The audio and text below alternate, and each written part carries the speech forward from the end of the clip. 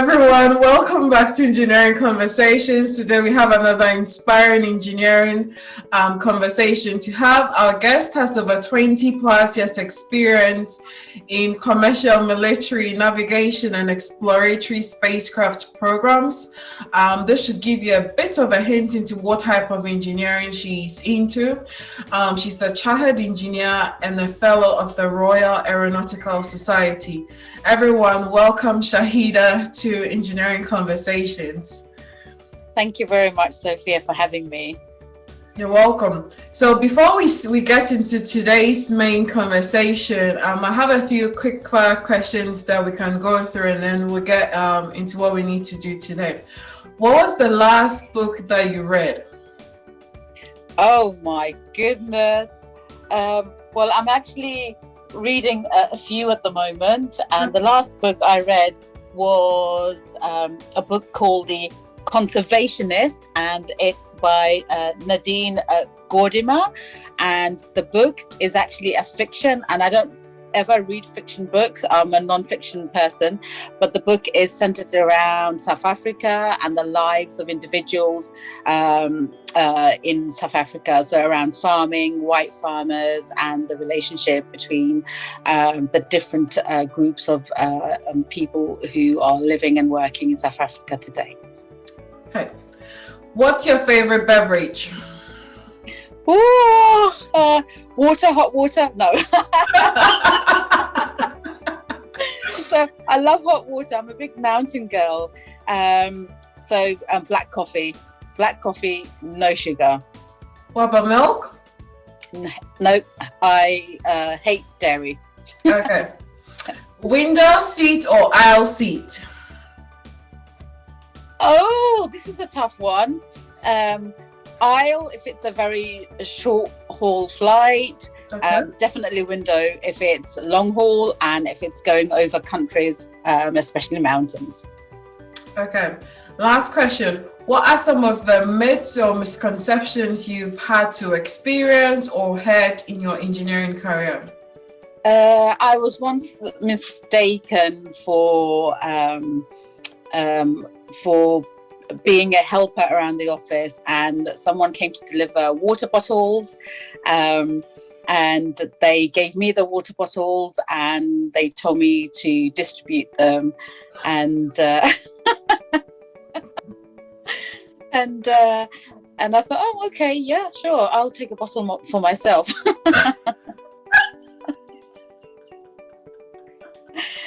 So thank you, Shahida, for those answers to the quick fire questions. So we'll move on to today's conversation. What inspired you into engineering? Well, I actually wanted to be a fast jet pilot within the Royal Air Force, and so and because I wanted to be a pilot, I thought it made sense for me to study aeronautical engineering. But as it turned out, I'm too small physically to be a jet pilot. So, but then I had started my engineering degree, and I love maths, and I thought, well, why not? I'm going to follow through and finish the degree. Growing up, I didn't have any role models. I don't have any stories that I can tell you and your audience about how when I was 6 years old, I saw a clock being, dismantled and being put together, which inspired me. There was none of that. I love aeroplanes. I think they're majestic. And I really wanted to be part of that whole aviation story. Okay. Lovely.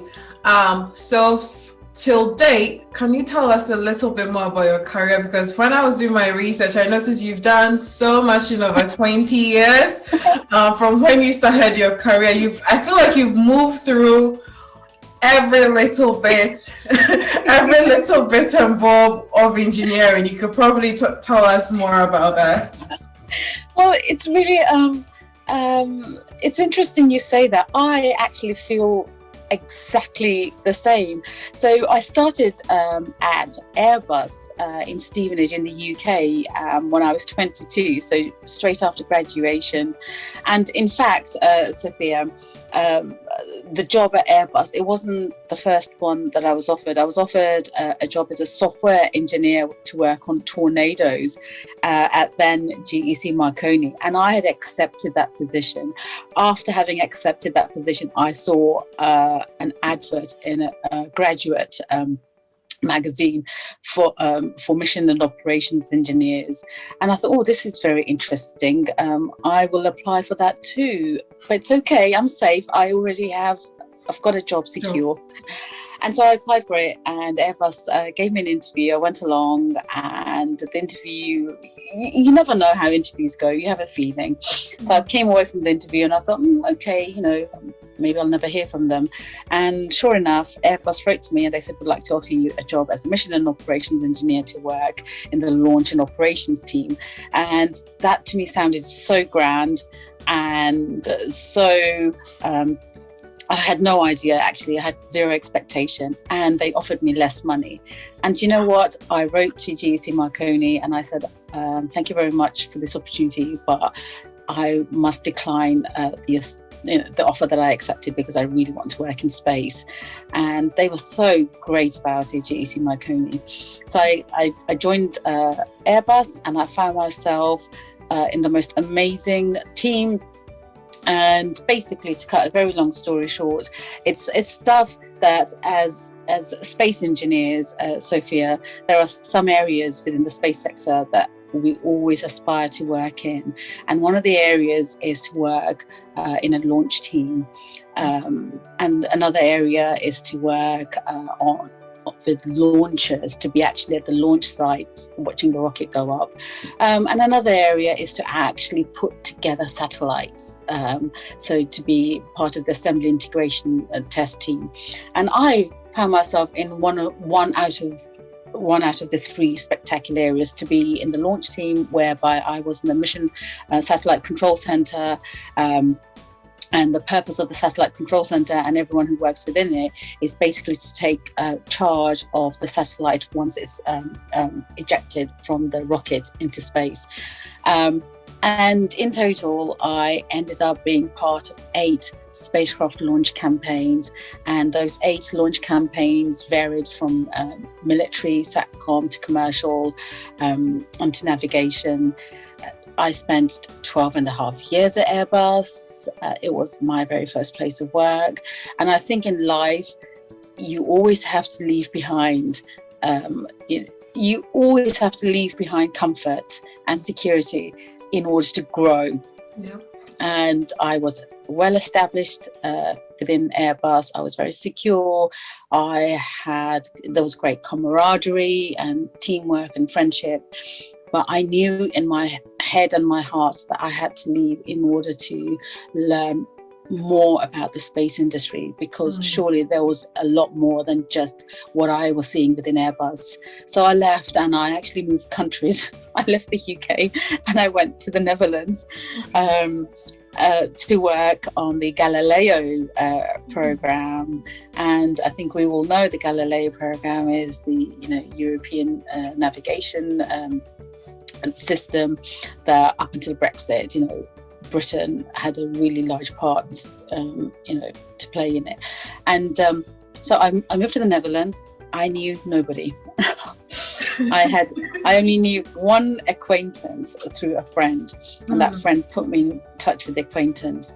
And I had to establish myself, and I had to make friends. I spent almost 3 years working on the Galileo program. And I joined the program at a time where it was a very tumultuous time in which to join the Galileo program, because it was around the time when the European Commission and the European Space Agency were working together and were trying to establish working norms for the Galileo program. This was back in 2010. We know now, 11 years on, Galileo satellites are operational, and I think the first public signal has been tested and received and tested. So very trying times. I learned a lot about myself. I learned a lot about how space. I learned a lot about how other nations work within the space industry. I learned a lot about politics. Politics plays a huge part within the space industry, as it does in most other industries. So I spent 3 years there, came back, and then I took a little time out to spend with my family. And then after that, I came back into industry. I joined a company called Viasat. Viasat is a big American company. Its HQ is in Carlsbad, near San Diego, in California. They established a branch in the UK, known as Viasat UK. And so I worked there for just over a year. And I really worked on ground programs. So Viasat as an organization has launched the world's highest capacity satellites. And presently, we don't have any of those high capacity satellites orbiting over Europe. So my job was to really work with the European Space Agency to see what ground applications we could develop with ESA and industry that could take advantage of the high capacity satellites. So I did that, and whilst there, I was approached by a very innovative startup company called Effective Space Solutions. So I've basically gone from the big corporate world all the way into a startup environment, and Effective Space Solutions, which is now actually part of Astroscale. And I know many people know of Astroscale. Astroscale is an organization, it's an American-Japanese organization, and it's really working to pioneer solutions to clean up debris in space. So prior to Astroscale purchasing Effective Space Solutions, I joined as the head of spacecraft operations, and the whole purpose of ESS was basically to launch a collection of small satellites that would go into space and rendezvous with satellites which were running out, which were nearing the end of their mission life. So what happens is when satellites approach the end of their mission life, we have to decommission them, because we can't keep satellites that can't provide services anymore in an operational belt. So we have to deorbit them, either raise their orbit if they're in a geostationary orbit, or we have to bring them back to Earth if they're in a low Earth orbit. So the purpose of ESS and my job was to create a concept of operation whereby our little drones could be launched, attach themselves to the back of a big geostationary satellite, and extend the life of that geostationary satellite instead of having to decommission that satellite. So I did that for almost 3 years. Amazing. Had the best time. I met the most amazing group of people. I attended conferences and trade shows. I talked about what is life extension, what is in-orbit satellite servicing, and I made 1 or 2 friends for life there. So whilst there, we really promoted the whole in-orbit servicing concept. And then whilst there, I was approached by Swedish Space Corporation. So Swedish Space Corporation is a well-founded space organization that's obviously based in Sweden. It was founded about 50 years ago by the Swedish government, and now it has an incredible global antenna network all around the world, which enables the company to provide telecommand and telemetry services to those organizations launching satellites into any orbit, into low Earth orbit, medium Earth orbit, geostationary. And my role within SSE, it was just a very short role, actually, only for a few months, was to work with the organisation and help them understand the UK space sector, because SSE has opened a subsidiary in the UK, and they really wanted to understand where SSE can bring its capability to bear within the UK space sector. So I helped them do that, and then I left, and then the global pandemic hit, and when that happened, I decided to actually move back to shield my elderly parents. So that's been so the last year has been incredibly challenging for everyone around the world, and for me on a personal level, it's been incredibly challenging, because I think to go from being a professional engineer to becoming a full-time carer, it was life affirming, but it was exceptionally difficult. But whilst doing that, I also managed to do a big piece of work for a major defence organisation, so I conducted a space study analysis for L3 Harris. And so I looked at the UK space sector, and I did, and the study basically contained information on what does it look like, what does military space look like within the UK space sector, what does commercial space look like, what is the UK's ambition in space, where do we want to grow, why do we want to grow, which sector is important to UK PLC. So I did that massive study for L3 Harris, and that was brilliant, and I did it under lockdown. And so what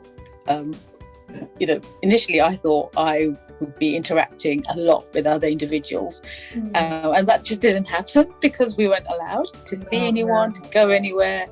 So it was difficult, but I really loved doing that piece of work. And now of late, I've had a few more conversations about a couple of other big studies and programs that I think I will be involved in, and I can't say too much because it's all just no problem on that. I totally understand. But you've done so much amazing work moving across different companies, yes, and doing different things also just within the aerospace industry. That's amazing. So I've been very fortunate, Sophia. I think, as I mentioned, when I first joined Airbus, I was very fortunate to have joined an incredible team of engineers, and almost all of them, they were all, apart from two, were older than me with a lot more experience. And what that team did was that team helped to empower me. That team empowered me to make decisions from when I was 22, and that team helped me establish myself in a very frontline, fast-paced role within the organization. During a launch campaign, Sophia, we have to work 24/7. We have to do shift work, and leading up to a launch campaign, we were working 60, 70 hours, 7 days a week, and then during the actual launch campaign, we had 8-hour shifts, and then and there was a rotation system, and it's non-stop. And that was my entry into the space industry. It was so fast-paced. It was so sexy. It was so and I was surrounded by people who loved working hard and who really loved what they were doing, and who really enjoyed sharing knowledge. There is nothing greater than to be around people who want to share knowledge, who want to teach you, and who want to help you grow. And that was my first experience of the UK space industry, and that enabled me to and I carried that mindset, and I still have that mindset. I carry it with me all the time, whichever organization I work with, whichever group of people I work with. We have to believe in ourselves, and we should have the strength to make decisions and do things that challenge us and do things that scare us. And that was why I left Airbus, because I wanted to take risks. I wanted to know how big is the space industry, because Airbus surely isn't all of the space industry. And there's just so much that's going on. And I really wanted to work with different groups of people, different cultures. I wanted to go places. And I just knew that I had to push myself. So I did. I like what you said. Nothing technically will grow in a place of comfort. You have to put yourself, you're only going to grow in uncomfortable scenarios and places, which was exactly what you did when you decided, okay, let's go for a new challenge when you left Airbus. So that is a good message for all of us to learn from, because sometimes we get so confident, like, oh, I don't want to leave. But to really challenge and push ourselves, we need to jump into whatever we are fearing at that moment. We need to do absolutely. And also, it's important to note that in any given career, we will have very highs and very lows. And I've had exceptionally low periods, and it's what do we do when we hit the lows? How do we then come out of the lows? Because no career is linear.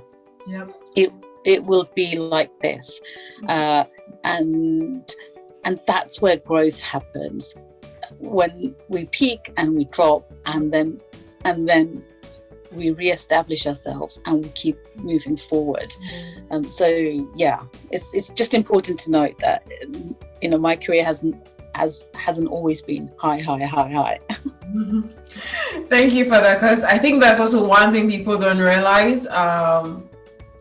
But I think even that also happens in any industry, not just engineering. Yes. There'll be the high days, the low days. The only thing is that we know there's a finish line that we want to get to, or we have a goal we want to get to. So we work, you persevere, you're still resilient, and you work towards that. Yes. How did you get into engineering? This is more looking at, was it from the apprenticeship route? Was it from the uni route? How did you get into engineering? I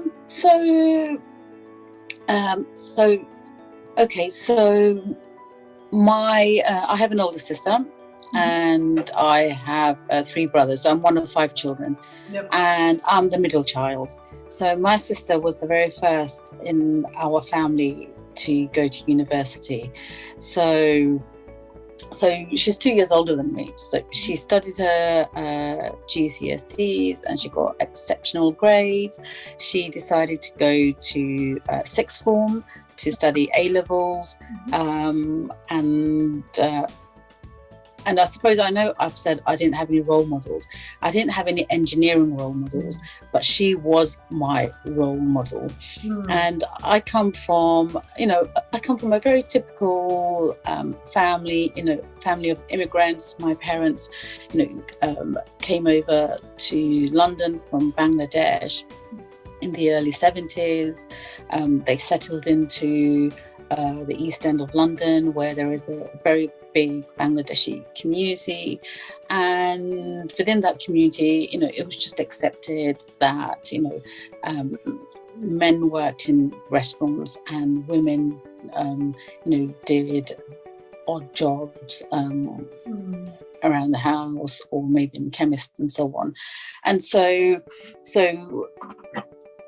so within our family environment, Sophia, it's a strange thing to say, but I hope I can articulate it well. Within our family environment, we actually had no ceiling. Like, there was no glass ceiling. We did not grow up in an environment where we were told either by mum or by dad that some things were not possible for us, some things were not achievable, because actually because they came from an environment where they had to work, and so therefore so they worked, and so we grew up in an environment where we were never told we weren't allowed to do something. But equally, we weren't actually given any guidance either on what courses would be good for us. Right. And so therefore anything was possible. So my sister decided to do A-levels, and I thought, yes, why not? I'll do A-levels. And my sister and I are naturally very, very good with numbers, I'm not very artistic. I wish I was, but I'm not. And she decided to study pure maths. And I thought, oh yeah. And again, when she decided to study pure maths, it wasn't a case within our family where we had a conversation and someone said, are you sure you want to study pure maths? Because that's incredibly difficult. Have you considered other subjects? It was a case of, okay, you want to study pure maths, go for it. Right. And so when it came to my going to university, I loved aeroplanes. I wanted to be a pilot. I didn't even think twice. I thought aeronautical engineering, that's the logical thing to do. So I will study aeronautical engineering. It was actually a toss-up between geophysics, because I love mountaineering, and aeronautical engineering. And in the end, I thought, well, I can turn mountaineering into a hobby, but so therefore mountains aren't going anywhere. So I will choose aeronautical engineering because I want to be a pilot. But yeah, so these days, what really saddens me now, Sophia, is I go on social media, and so often I read stories whereby children are questioned on should they study engineering, should they study a STEM subject.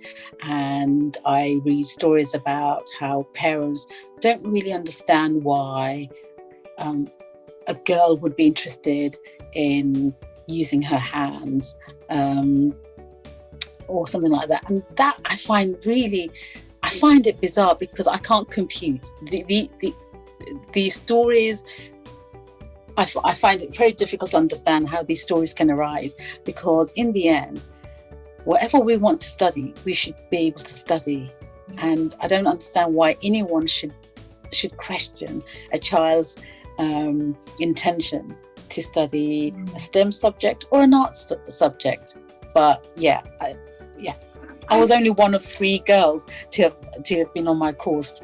I was the only Asian girl on my course, and I was one of 3 on my aeronautical engineering course. A third of the lads joined the University of London Air Squadron, and a good number of them went on to join the Royal Air Force.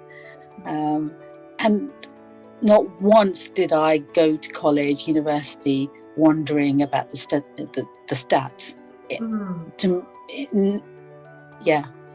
Not once.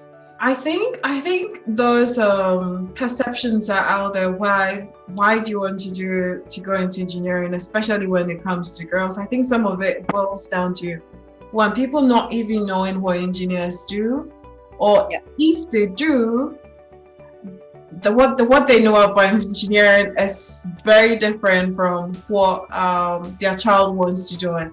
So I think a lot of how should I call it? A lot of public education about what engineering. Yes. I think there's some missing gap in between there, and then most people, like you said earlier on, always want to do what they're comfortable with. So if their whole life they've never heard of aeronautical engineering, and you bring that to them, hey, this is not my comfort area, I don't want to go So they will discourage a child who really has very passionate about that field. So I think that's where that comes into play. And then with some cultures, it's like, okay, women should be doing these careers. So if you go out of that line, it's like, what are you doing? This is not.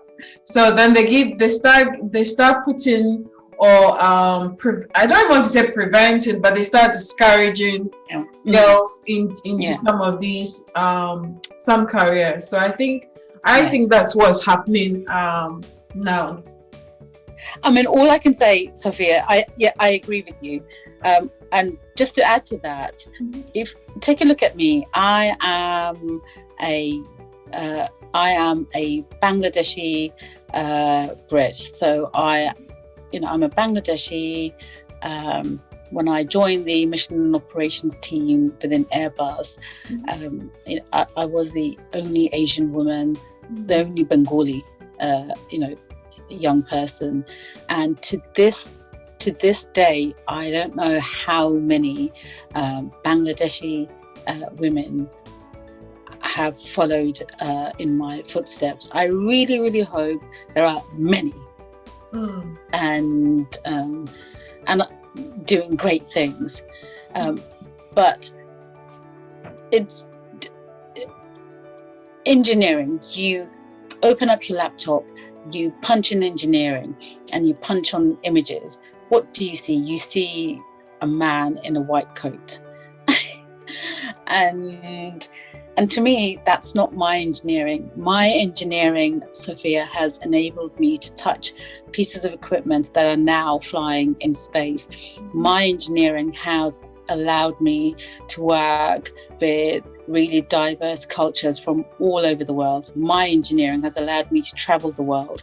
My engineering has allowed me to work on state-of-the-art technology in state-of-the-art buildings.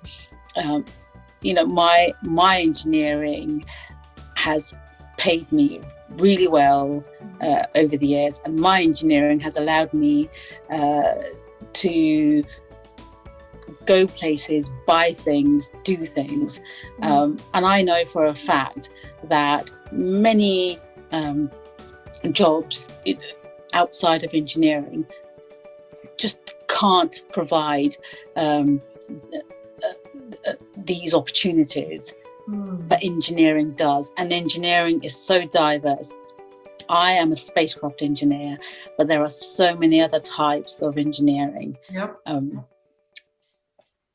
I totally agree with everything that you're saying. Totally agree. And I'm hoping with the more we can put more engineers who are talking about what they do in their everyday life, or what engineering is even about, the generation coming afterwards will be more open. Maybe it's going to be that child now going home and teaching the parent about engineering, or it could also just be a parent that says, hey, listen to this this engineering conversation about what engineering is about. So I do believe things will change. Things are. It is changing, but I feel it's a bit slow. Yes. It's changing, but it's a bit slow. But I think we will get to the point where when someone says aeronautical engineering, it doesn't sound foreign to them. Like, what is that? Yeah. To me, it sounds really exciting, and I'm going to use the word sexy again. It's really exciting. It's really sexy. Imagine, I mean, aeronautics. It's not. So with engineering, you're not just acquiring practical skills. You're acquiring mathematical skills. You're acquiring enhancing your imagination. Mm-hmm. So to be an engineer, I would say you should be imaginative. Come with imagination. Be logical. That's what engineering to me is. Engineering to me, it allows me to broaden my thinking, to think about all the ways in which I can make a positive impact to our world, to our society. That's what engineering allows me to do. It gives me those skills to be able to then help the world. And all the things that we're doing in space, ultimately, we're putting technology in space to benefit Earth. And that's incredible. Yep. I totally agree with you, and I feel like we need lots of public education when it comes to what engineers do. There is, like I said earlier on, there is information out there, but I think when we compare it to other industries have done a lot more outreach in comparison to engineering. I think we were a little bit behind, but we will catch up. We will catch up and overtake them. So we'll catch up and overtake them. So I think slowly that message will go there. Like you said, engineering is very broad. So as long as you have a passion area, you can always, at least the core engineering, the 4 core engineering groups, you can go into any of them and find where your passion lies within them. So I think we will overtake them slowly, but we will. I hope so, but you said something really important there. So the outreach programs and teaching at the grassroots, it's fundamental, because actually when someone is 18 years old and they're about to start university, you are suddenly not going to transform their thinking and get them to, say, well, I don't want to study law, I now want to study engineering. It doesn't happen at 18. It happens at age 5 and 6 and 7. Yep. And in the end, Sophia, what is so difficult? What is so difficult about engineering and STEM? Nothing. It's just, they're just more subjects. That's all it is. Yep. So yep, I totally agree. Yep, you've said it.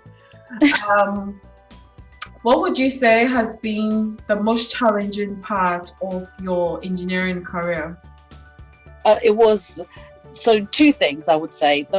The most challenging, firstly, I would say leaving Airbus. It was exceptionally difficult. My heart was torn, and right to the very end, I wasn't sure whether I'd be able to leave or not. But I did it, and that was a big challenge. The second challenge, I would say, was actually working on the Galileo program within the European Space Agency. So I was based at ESTEC in Noordwijk in the Netherlands. And that was exceptionally challenging, not from a technical perspective, Sophia, but from a human perspective. It was the first time that I noticed how politics and human behaviour affects working conditions and projects, programs, and the pace at which programs move forward. And so I found that exceptionally challenging, and I learned a lot about myself. I grew a lot as a person, from that experience. So that's the other thing, actually, I just want to touch on. So engineering isn't just about number crunching and sorting out blue wires from green wires and putting on a white coat. No, that's all very boring, actually. Engineering also enables us to enhance our communication skills. Communication is essential to any job that we do in life, whether it's in engineering or whether it's in the creative sector, or anywhere really. And so knowing how to talk, knowing how to listen is essential to this industry anyway, and especially because technology moves so fast. Technology is moving so fast. We have to keep pace with it. We have to read, listen, and keep up to date with everything that's happening within the industry. So there you go. So yes, I learned a lot about myself from the Galileo program, because I learned about my own communication style.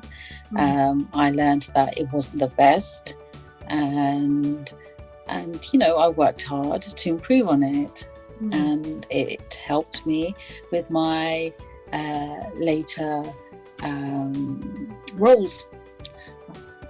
So following up from that into the next, what I wanted to ask you. So the next question I had for you was, do you have interactions in your roles? Have you had interactions with just engineers or non-engineers or both? But looking at the response you just gave, you were working with everybody.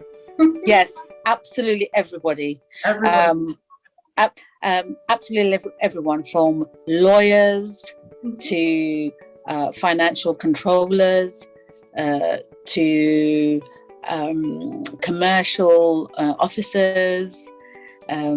So any job, any function, many functions have to interact with other functions. So an engineer, depending on what the engineering role is. So when I first started working within Airbus, much of my interaction was with mainly engineers. So I was a graduate engineer, and so I was learning from other engineers. And the more senior I became, I started working with these other functions that I've just listed. And that's the nature of any job in any organization. The more experienced we become, the more we grow, the bigger our role becomes within a team, within an organization. That then allows us to interact with other team members and other groups and other functions. And I think that's logical. So yes, to answer your question, I have had the pleasure of working with so many other groups of people with different skill sets and functions. And it's great. It's great because then you see you see the program that you're working on from another perspective. So a financial controller, for example, will look at a program in a completely different way to an engineer, for example, and that's really important for all of us to appreciate and understand how the program looks from different angles. That is true, because like you said, as an engineer, you're doing your work, but then you also want to make sure that the decisions you're making is not costing some stakeholders so much money. Yes. So what do we say? The stakeholder, yeah. Exactly. So when we're working on something, we think about the schedule, we think about the cost, and we think about the technology. So the technology might be amazing, but we might have blown the cost, or our schedule might be way behind. So everything has to come together, and in order for everything to come together, we have to talk to these other groups of people. And I think it's common sense, it's logical, and I think any organization, would do this. So yeah. What advice would you give to any female who wants to pursue a career in engineering, or even wants to follow in your direct footsteps? So my number one advice is do it. Do it. Just do it. There is no time like today. You will never be here again.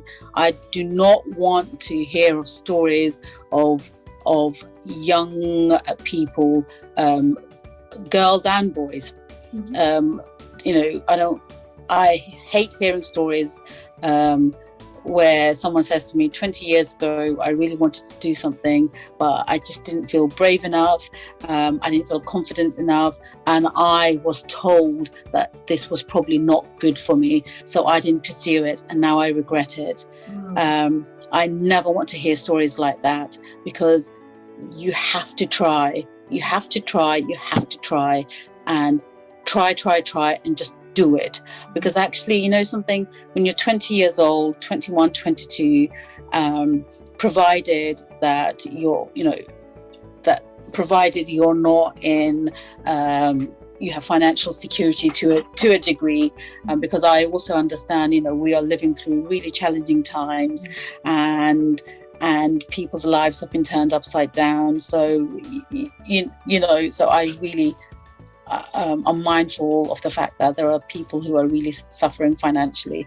But that said, young people, you're only young once, and if you make a mistake, then you're young enough to rectify it and then move on. But you won't know if you don't like something unless you give it a go. Yep. And I don't want young people to hold others responsible for not making decisions. I like the fact that you said that, because there is people want other people to make decisions on their behalf. Yes.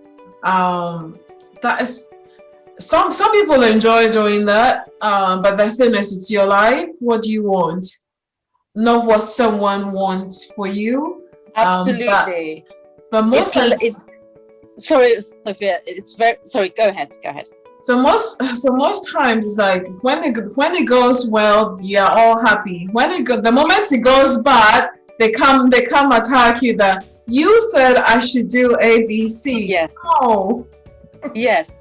That's you said it, and that's lazy. That's very, very lazy. And it's just not good enough. So my advice to anyone is do it. Yep, go for it. Do it. Even if you're feeling scared, even if you are unsure, do it, because it's the only way you will learn, you will understand, and you will grow.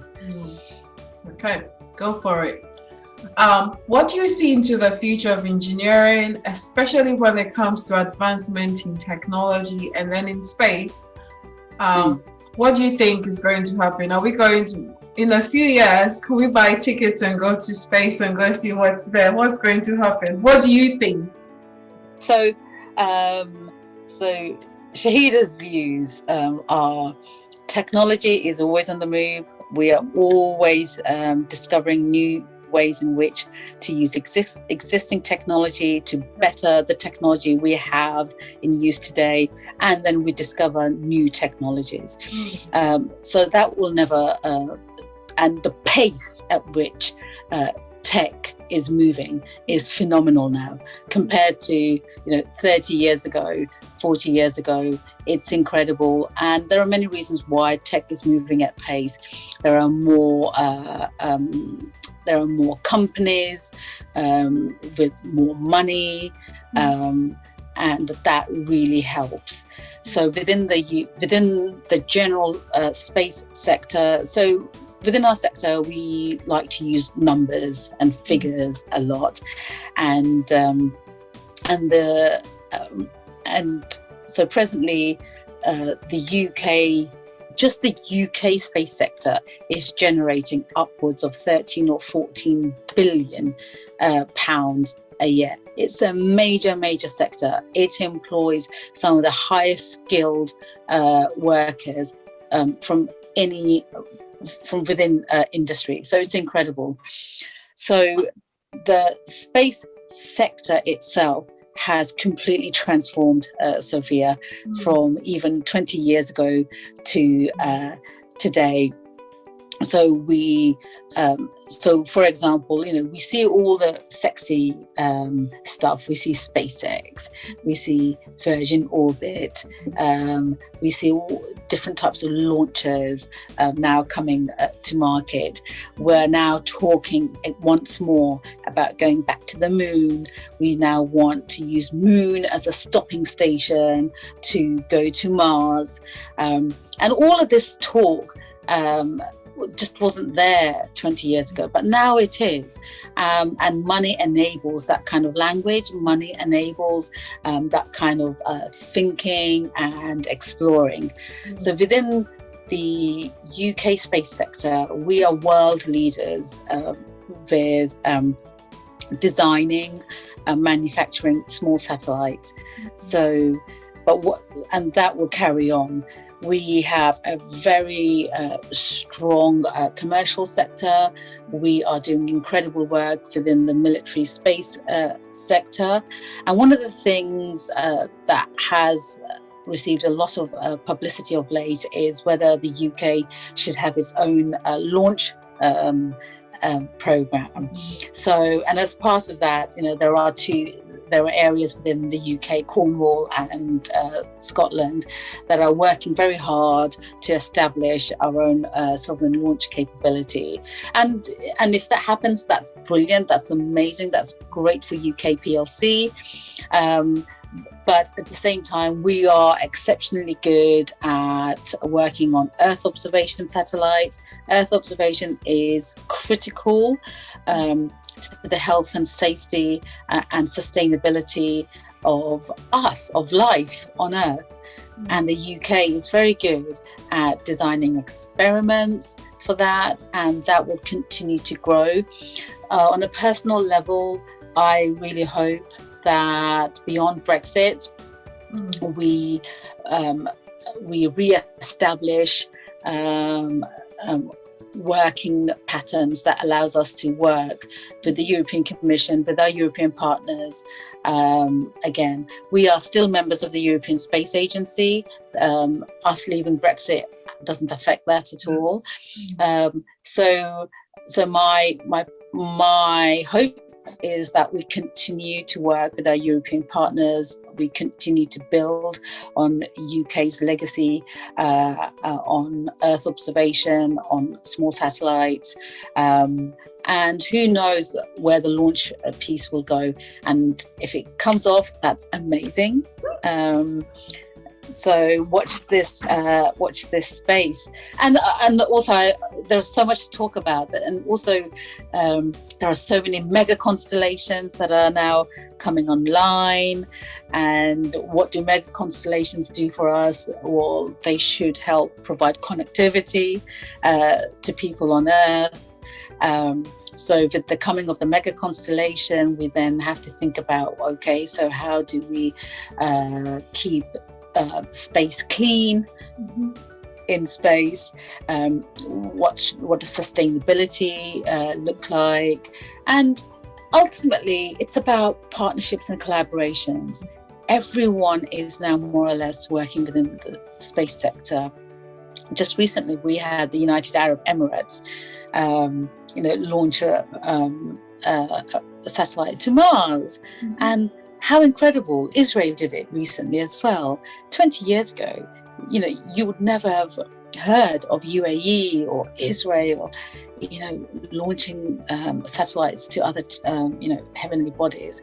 So the world has changed. We have to keep pace with the changing world. We have to continue working with our European and global partners. We are not in this by ourselves. It is right. We are not. Yes, we're an island nation, but we have never operated like an island nation, and I hope that we continue to work with everyone. So I'm going to follow up on that, because when you were answering this question, you were just lightening up. There is so much excitement when it comes to space talk, and what I've seen especially with children, the moment it's space, it's like everything just stops, and everybody's so attentive when it comes to space talk. Do you think this will wane? The excitement will wane as time goes on, or you think that it's always going to be that level of excitement is always going to be peaking? I don't think it's going to wane. I think if anything, the excitement will just go. It will just go. It'll get bigger and bigger and bigger. Just recently, the European Space Agency announced that it is now looking to take on new astronaut cohort, and how incredible is that? How amazing is that for the next generation to know that they are now living in a world where, they too can dream about, becoming an astronaut, going into space. That could never have been a reality for me when I was a child, for so many reasons. But now that's their reality, the young people's reality, and all the things that we're doing, all the new technology that's coming to bear, societally, it's just phenomenal. We've touched on mega constellations. We've touched on how different nations are now sending satellites beyond the moon, to the Mars. We've talked about Earth observation and what does that mean, and deep exploration. So the other thing that nations are doing, and national space agencies, from NASA to JAXA, Japanese, space agency, to our very own European Space Agency and the UK Space Agency. We're all always looking to see how can we add value, to what we're doing within space. So we'll be launching the James Webb telescope later this year, and that's going to be the successor to the Hubble space telescope. Hubble, over the years, as Sophia has provided some exceptional images to us, and through Hubble we have it's given us eyes into our own universe, and some of the images have been phenomenal, and James Webb will do so much more than that. So we have eyes into space, we can access space. We are developing technology that, once launched into space, will improve our lives on Earth. And it's just, it will just get bigger and bigger and bigger. And I really hope space touches, everyone on Earth. And so by that, not just, the rich nations, but also, nations who are really struggling. So, for example, in places in Africa, they completely bypassed the whole fiber network, era. They are completely reliant on satellite technology for communication, for transferring money, for example. And that's incredible. Right, absolutely incredible. So I really want all nation states to take advantage of the great work that we are doing within the space sector, and whether that helps them with their farming, whether that helps them with e-education, e-medicine. All of that is now possible, and it will only get better and better. So kids will just get more and more excited, and they should.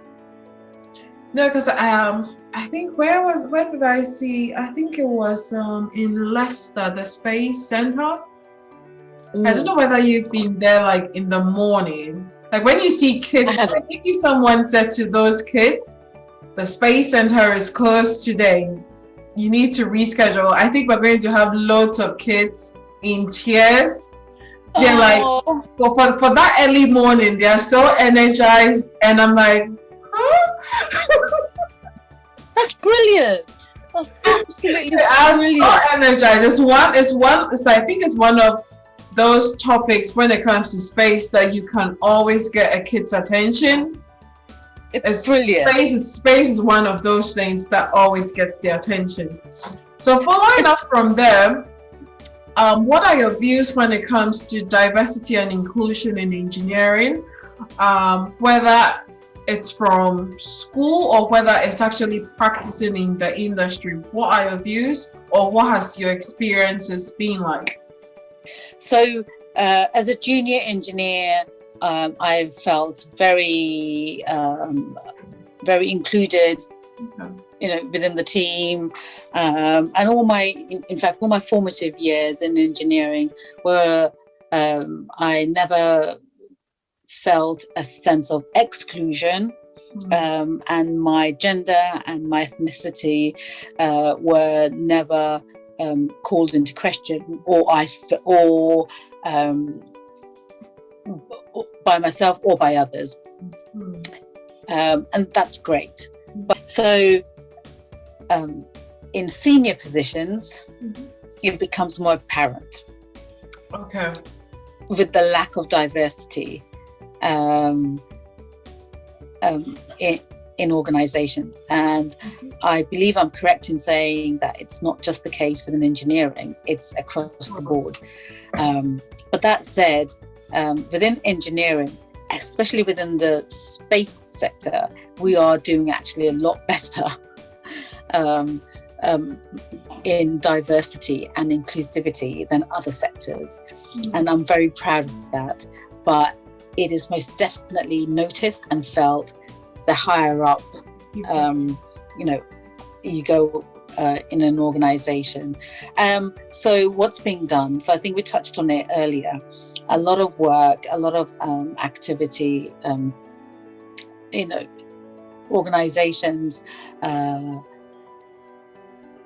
are taking the whole diversity and inclusivity piece seriously, because it's not enough just to give it lip service. We have to actually believe what we say.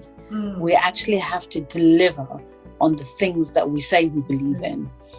And by that, I am not talking about positive discrimination, because positive discrimination is not the solution, or is not the way to improving diversity and inclusivity numbers. It's about really understanding why is it that within an organization a board consists of, why is the board makeup such and such and not this? Where do we have to look? Who do we have to talk to? What are our hiring policies, etc., etc. So within the space sector, it's not as bad as other sectors, but we can always work more, do more to make improvements. And I want to see a more diverse workforce. I want the workforce to be more representative of our country. And that would be something amazing. So this brings us almost to the end of this engineering conversation. It's been very inspiring, learning from your experiences in engineering. And then also, you've also given us lots of great advice as well. So when it comes to work-life balance, Shahida, what do you do? Because you sound like a really busy person. What do you do outside of work, just so that you're balancing work and then your own life? What do you do that will surprise us? We want to know. It's really funny you should say that. Oh, just before I answer this question, because I really love this question, I just want to go back to the diversity and inclusivity piece, because something has just come into my head. So I really, I think the way in which job adverts are written is really critical to who applies. And oftentimes someone from a very disadvantaged background reading a job application is instantly put off. It's not enough just to throw in a final bullet point saying we are a diverse workforce and we believe in inclusivity, because that's lazy. The way the job is written should reflect that in every bullet point that's listed. And the other thing I am an advocate of, actually, Sophia, is blind CVs. I think name matters even in the 21st century. And I don't think a recruiter should really be interested in a person's name. So you will see the person when they come for interview, and you should be calling that person to the interview based on the things that you've seen on that person's CV. So I think names should be removed. I'm a big advocate of that. I can't remember what book I read, but it said when applying for work, for promotions at work, it said for most men get promoted based on their potential, and for women it's on their past their past experiences. And I'm like, huh? So I can directly relate to that. I remember for one interview, I really had to list all my past experiences, and how my past experiences had set me up for the interview that I was there for. And I found it really incredible, because I also knew that there were other candidates whose title and whose previous experience was enough for them not to need to talk about their past. And it was exactly what you just said. It was more a case of, so what will you bring to this position, and how can we grow this role? There was no justification needed, whereas for me, I had to justify my very presence in the room. And that's really incredible. That's really, really incredible. But I'm a tough nut. I can take it. So to come on to your really exciting question. Yep. Funnily enough, right now I'm doing nothing. Right now, I think everyone is doing nothing. I think it's the whole world. And it's horrible, absolutely horrible. I won't lie to you. I'm not baking any banana loaf bread. I haven't learned a new language. I haven't homeschooled a whole class. I haven't done any of that stuff. I am literally completely bored. And I really hope we come out of this together stronger. I really do. So when we're not in a global pandemic, I tend to go to the mountains a lot. So I'm a big hill walker. I'm a big mountaineer.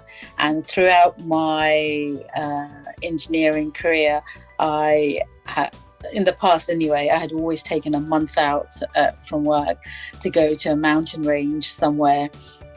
And I've been able to.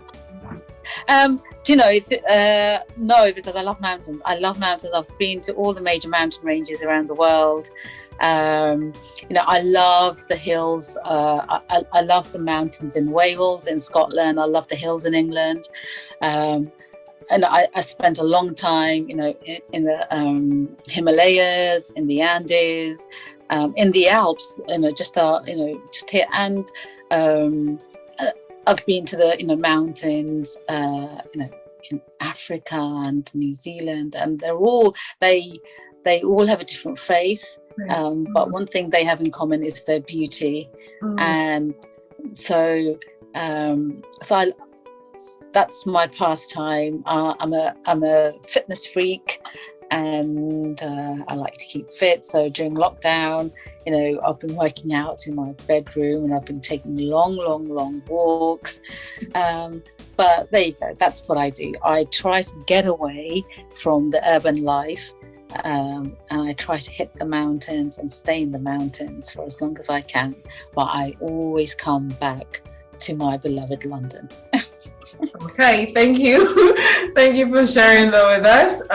Thank you, Shahida, for sharing your experiences with us, as well as the advice you've given to us, whether we choose to stay in the engineering industry or in whatever industry that we may find ourselves in.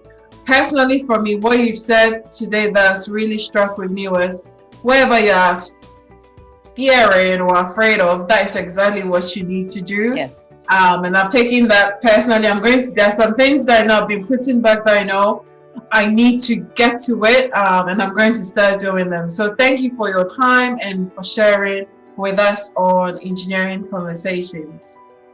Thank you for having me, Sophia, and thank you for listening to me. And I'm just sorry if I didn't articulate my passion, for this industry well enough. It's just incredible, and there's just so much to do and learn and see within this industry. And I wouldn't want to be in any other industry, really. Yeah, well, thank you, and you're welcome for sharing with us. Oh, thank you.